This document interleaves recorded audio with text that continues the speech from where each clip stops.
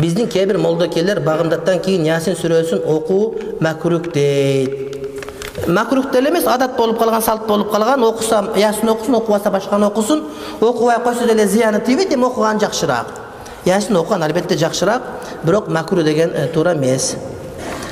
Аятал курсунан кийин Ихлас, Фалакны айттык. Куран окубай туруп, салаватты шарифке өтүп кетип жатышат. Ушулар туура акмандан дейт. Куран окуган адат бул Орто Азияда эле бар. Биздин жол менен. Бирок Ихлас, Фалак, Нас сүрөсүн окуган сүннөт, анан кийин башка бир аяттардан окуп, анан бата кылып, 3 жолу дуа кылып, 4 жолу дуа кылып, анан бирөөлөр конокко чакырат, барсаң 15 жолу дуа кылдырат. Жеңелерге дуа, эжилерге дуа, кайнэжелерге дуа, күйөө балдарга дуа чыкакта, эми таң кала бересиң. Дуанын паркы кетип калды. Бирок 3 жолу дуа кылып, 2 жолу дуа кылган бул биздин салтыбыз. Салт кече келди.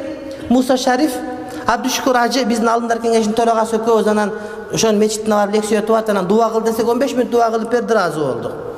Чынында башка арабтар келсе дуа кыл десе вала бирнеке айтат. Дуа кыла бер. Намаздайын дуа кылсаң сонун болот, сооп болот. Эмнен кетти тоноку? Шашып ичиң ооруса барып келе бер, башка отуруп окуй беребиз. Бирок кээ бирлер Куран окусаң ушундай шашып чыгат. Сага мен жомок айтып атам же манас айтып атамбы?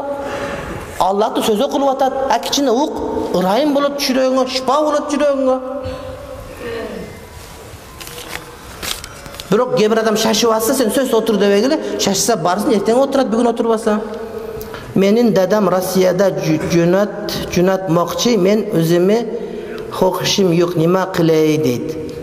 Сен атаң Россияга жөнөткүсү келсе, сенин каалооң жок болсо, атаң айтып көр сен, ата, ошо жака барып таба турган тыйынды ушул жерден тапсам болобу? Ушуга аракет кылың. Ушул жерде диниме бекем болушундай кылайын деп атаң менен сүйлөш. Атаң адам, атаң бардык адамдардан сага ырайымдуураак, мээримдүүрөөк. Балким барганың туура болот, сени кичине пышып келесиң барып. Маминкинсин болуп жүрө бербей, кечке койдун дүмбөсүн аш жеп жүрүп аякка барып кичине капуста жеп, тар өзүңө келип каласың балким. Атаң менен сүйлөш. Биз Россия Федерациясында иштеп мусапыр болуп жүргөнгө байланыштуу квартирага төлөп жаткан акчаларыбыз жылдар өтүп бир үйдүн акчасы кетип калат экен. 6 киши бир туугандарбыз. Суроо. 10 жыл убакытка Россия мамлекет үйлөрдү ипотекага насыя берет. Ошол үйдү алып төлөп жашаса болобу? Келечекте насыя бүткөн өзүбүзгө калып кетет. Ипотека үй алса болобу дейт. Россияда болот. Анткени Россия дарыл харп. Бир гана Татарстан, Башкырстан, Кавказда болбойт. Андан башка европалык бөлүктө Россияда Москва, Санкт-Петербург ушулар бар го.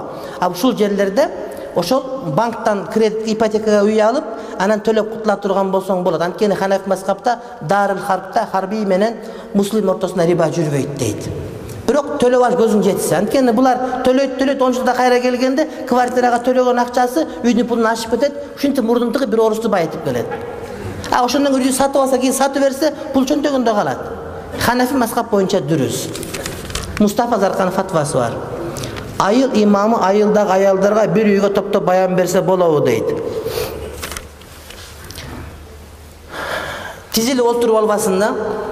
Мисалы үчүн мен дагы айына жумасына бир жолу аялдарга сабак берем. 1,5 миңгеде 100, эме 500геде 300 аялдар келет. Бирок парда менен. Парда деген аялдар бөлөк отурат, микрофондо сүйлөсүн угуп берет. Биринчи жакшы эле сүйлөшөт, анан кийин тааныш болот, анан кийин сурашат, башканан кийин кантип чаташып калганын билбей калат. Ошон үчүн этият болуш керек. Жаман, аралашпаш керек.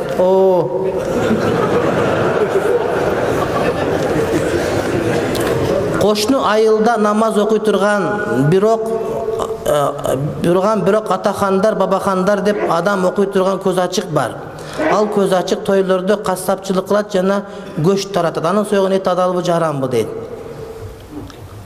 Эгерде көз ачык болуп, эртең ондой болосун, бүрсүгүнү мындай болосун деп гайыпты айтып берсе, бул капыр, анын сойгон малы арам.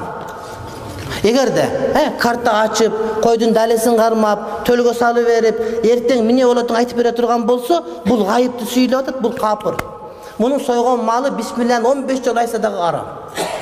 Бирок башка бир мусулман бисмилlah союп берсе, анан бул жиликте пышырып тарата берсин, анакы жарай берет. Болгон эки колун жууп алган болуш керек.